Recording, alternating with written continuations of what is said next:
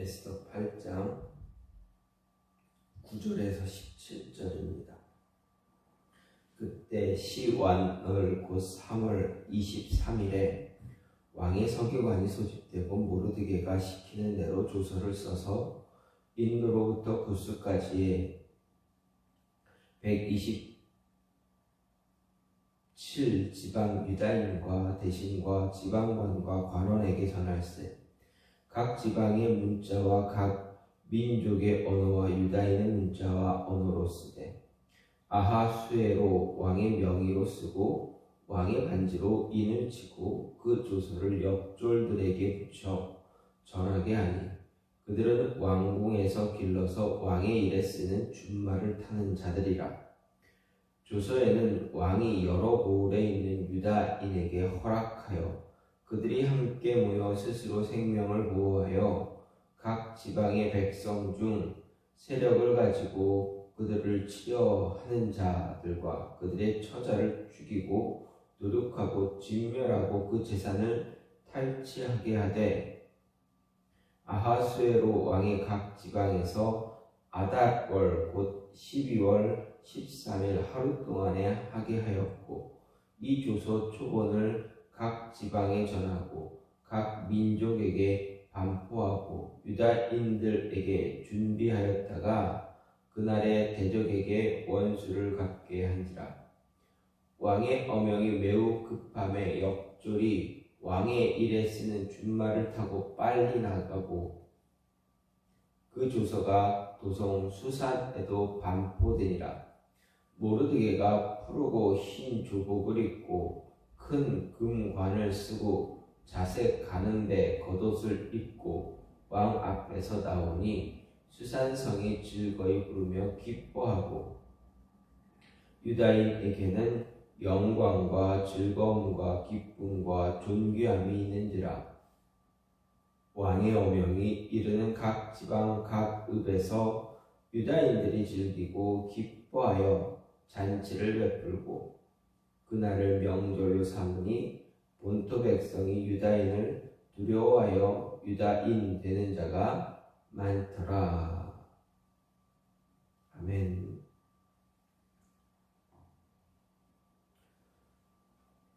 오늘 말씀 에스더 8장 9절부터 17절입니다.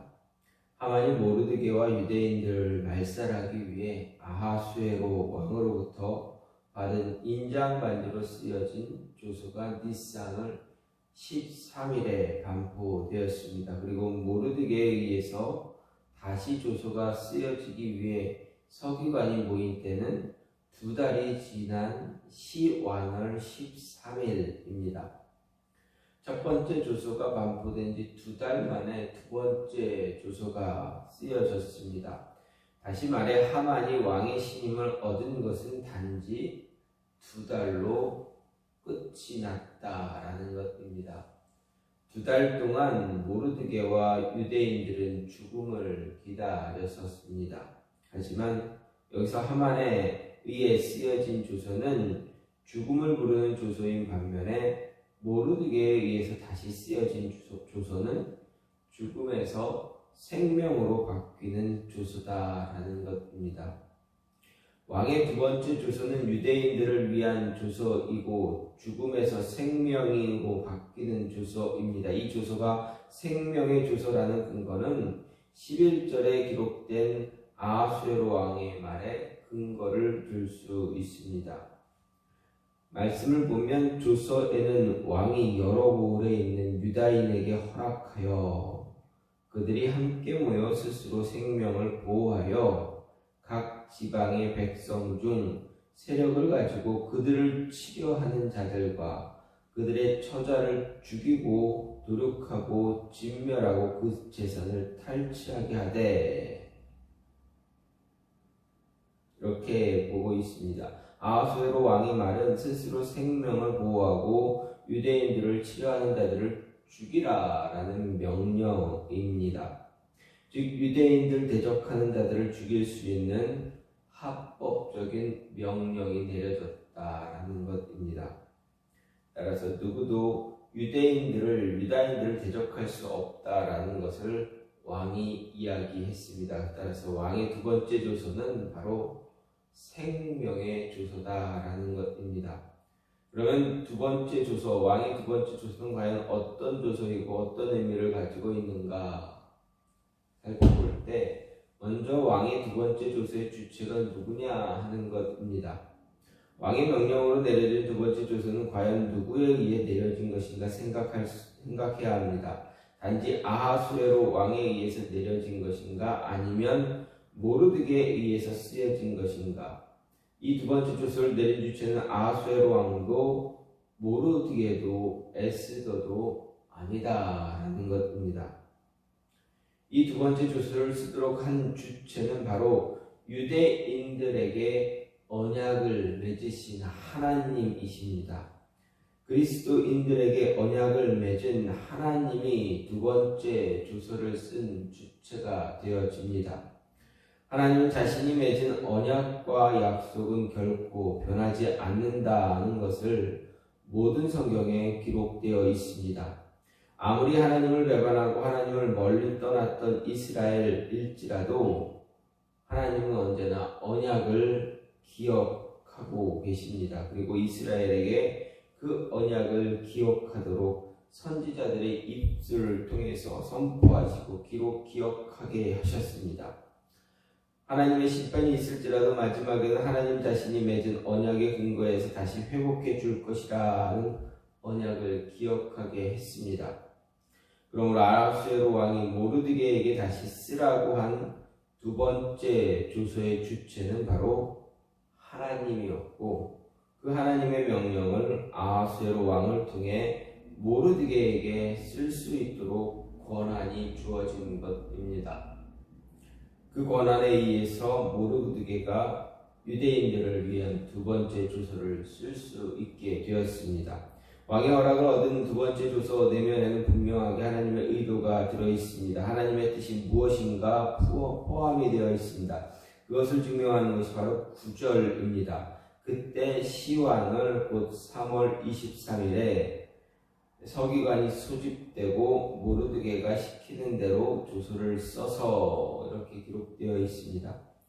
하지만 9절은 이미 8절에서 언급된 내용입니다. 왕의 명의로 유다인에게 조서를 뜻대로 쓰고 모르드게가 원하는 대로 조서를 쓰라는 것은 바로 하나님이 유다인들을 향한 마음을 그대로 반영할 수 있는 조서입니다. 모르드게는 에스더를 격려할 때 분명하게 하나님의 보호하심을 확신하며 격려했습니다. 그 확신은 바로 하나님의 언약에 근거해야만 가능했기 때문입니다. 따라서 왕의 두 번째 조서의 주체가 바로 하나님이다라는 것입니다. 두 번째로 이 조서가 반포되었다는 의미는 유대인들에게 영광과 즐거움과 기쁨과 존귀함이 있다라는 것입니다. 다시 말해서 하나님의 생명의 조서에는 영광이 있다, 즐거움이 있다, 기쁨이 있다, 존귀함이 있다라는 것입니다. 두 번째 조서가 반포된 이후에 모르드게의 모습을 15절에서 말합니다. 모르드게가 푸르고 흰 조복을 입고 큰 금관을 쓰고 자색 가는배 옷을 입고 왕 앞에서 나오니 수산성이 즐거이 부르며 기뻐했다라고 기록하고 있습니다. 첫 번째 조서가 내려졌을 때 모르드게의 모습을 4장 1절에서 보게 되면 이 모든 일을 알고 그 옷을 찢고 굵은 배를 입고 죄를 무릅쓰고 성중에 나가서 대성통곡하며 대궐문 앞에 이르렀다라고 기록하고 있습니다. 첫 번째 조서에는 모르드게는 자신이 입은 옷을 찢었습니다. 그리고 굵은 배 옷을 입었고 머리에 죄를 쏙 뒤집어 썼습니다. 하지만 두 번째 조서에서는 모르드게의 모습은 흰 조복과 함께 큰 금관을 쓰고 자색 가는 배 옷을 입었습니다. 그가 입은 옷을 볼 때 분명한 차이가 있습니다. 이 모습은 그의 심정뿐만 아니라 영적인 모습에 어떤 변화가 일어나는가 알 수가 있습니다. 불안한 모습과 죽음을 기다리던 모습이 평안한 모습과 생명을 간직한 모습으로 바뀌었다라는 것. 또한 여기에 나타난 또 다른 변화는 바로 영광과 즐거움과 기쁨, 존귀함이 함께 나타나고 있다라는 것입니다. 이 모습은 모르드게에게만 나타난 것이 아니라 모든 유다인들에게 함께 드러나고 있습니다. 두 번째 조서는 바로 하나님의 뜻과 계획, 섭리 그리고 통치에 의해서 유다인들에게 영광이 있고 즐거움과 기쁨과 존귀함이 있다라는 것을 보여줍니다. 결코 모르드게와 유다인들을 위한 영광, 즐거움, 기쁨, 존귀함이 아니라 하나님을 위한 모습이다라는 것. 즉 하나님의 언약에는 항상 생명과 영광과 기쁨과 존귀함이 존재한다라는 것을 이야기해주고 있습니다. 마지막으로 이 두 번째 조소 반포에는 따르는 사람이 많다고 이야기합니다. 생명을 향한 조소에는 그 조소를 따르는 사람이 많습니다. 하나님의 생명의 조소에는 그 생명을 따르는 사람이 많아졌습니다. 하나님 말씀을 듣고 하나님 말씀 안으로 들어오고자 하는 사람이 늘어났다라고 성경은 분명히 이야기합니다. 왜 그렇습니까? 말씀 안에는 죽음이 아닌 생명이 존재하기 때문입니다. 예수님은 사단의 시험을 이길 때도 이런 내용의 말씀을 언급했습니다. 세례를 받고 성령에 의해 광야로 내몰린 예수님이 40일 금식한 뒤에 사단의 시험을 받습니다. 그때 가장 먼저 사단이 예수님을 시험한 것이 무엇입니까? 돌덩이를 떡덩이로 바꿔라. 하지만 예수님 무엇라 말씀하십니까? 사람이 떡으로만 살 것이 아니요 하나님의 입으로 나오는 말씀으로 살 것이다. 살아야 한다. 이렇게 말씀하셨습니다. 지금 모든 사람, 하나님이 구원하고자 한 모든 사람들, 이스라엘 백성들뿐만 아니라 모든 그리스도인들에게 말하는 것이 바로 사람이 사는 것은 육신을 위한 떡으로만 살 수 있는 것이 아니라 영혼과 육신을 돌보는 하나님의 말씀으로 살아야 한다라는 이야기입니다. 하나님의 말씀 또한 예수 그리스도 그 자체입니다. 예수님은 그대가 그 생명을 주는 양식이라 이야기하고 요한복음 6장 35절에서 말씀하셨습니다. 예수께서 가라사대 내가 곧 생명의 떡이니 내게 오는 자는 결코 줄이지 아니할 터이요 나를 믿는 자는 영원히 목마르지 아니하리라. 이렇게 기록되어 있습니다. 생명 얻기 위해서 예수님께 나와야 합니다. 그래야 생명의 떡을 먹을 수 있습니다. 이 생명의 떡을 찾아 많은 사람들이 예수님을 따라다녔고 제자들에 의해서 그 생명의 떡인 생명의 말씀은 지금까지 우리에게 전파되었습니다. 전파되어 있고 따르는 자의 수가 더해지고 있다라는 것입니다. 그래서 두 번째 내려진 조서, 그 조서에는 생명이 있다. 그리고 따르는 자가 더해진다라는 것입니다. 17절에도 분명하게 말합니다. 왕의 어명이 이르는 각 지방 각 읍에서 유다인들이 즐기고 기뻐하여 잔치를 베풀고 그날을 명절로 삼으니 본토 백성이 유다인을 두려워하여 유다인 되는 자가 많더라. 유다인이 아니었음에도 불구하고 유다인이 되기를 소망하고 희망하고 그런 사람들이 많아지더라라는 것입니다. 자신의 생명을 보호하기 위해서 그런 모습을 갖긴 했지만 어쨌든 하나님의 품으로 돌아오는 자가 더해지고 많아졌다라는 것입니다. 이 모습은 어디서 나타납니까? 어디서 우리가 알 수가 있습니까? 이와 비슷한 모습은 사도행전을 보면 알게 됩니다. 사도들이 복음을 전할 때 믿는 자의 수가 더해졌다라고 분명히 이야기합니다. 생명의 조서를 따르기 위해서 유다인 되는 자가 많아졌다. 즉 즉 영원한 생명을 얻기 위해서 그리스도인 되는 자가 많아졌다라는 것입니다. 유대인들이 자신들과 함께하고자 하는 자들에게 철저하게 하나님을 향한 여호와 신앙을 가르칩니다. 다시 말해서 유다인들을 따르고자 하는 자들에게 그 신앙과 말씀, 율법에 철저하게 동참하도록 한 것입니다. 그것은 바로 생명이신 예수 그리스도를 따르게 하는 것입니다. 모르드게가 쓴 두 번째 조서, 이것은 바로 하나님의 주체가 돼서 반포하신 조서입니다. 그리고 그 조서에는 하나님의 영광, 즐거움, 기쁨, 존귀함이 유다인들에게 함께 주어졌고 따르는 자가 많아졌다 말합니다. 하나님이 주체가 되어 하는 모든 일에는 분명하게 하나님의 섭리와 통치가 나타납니다. 하나님이 일할 때는 함께하는 모든 이들이 영광과 즐거움과 기쁨, 존귀함이 함께 나타나고 하나님을 따르는 자가 수가 더해지고, 그래서 우리의 삶은 바로 하나님의 주체가 되어 인도되어져야 한다라는 것입니다.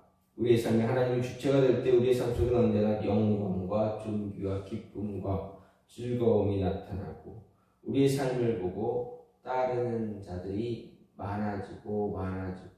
많아진다라는 것 잊지 말아야 합니다. 우리의 모든 삶 속에 반드시 이러한 모습이 나타날 때 우리는 우리에게 주어진 삶을 바르게 살고 있다라는 것을 알 수가 있습니다.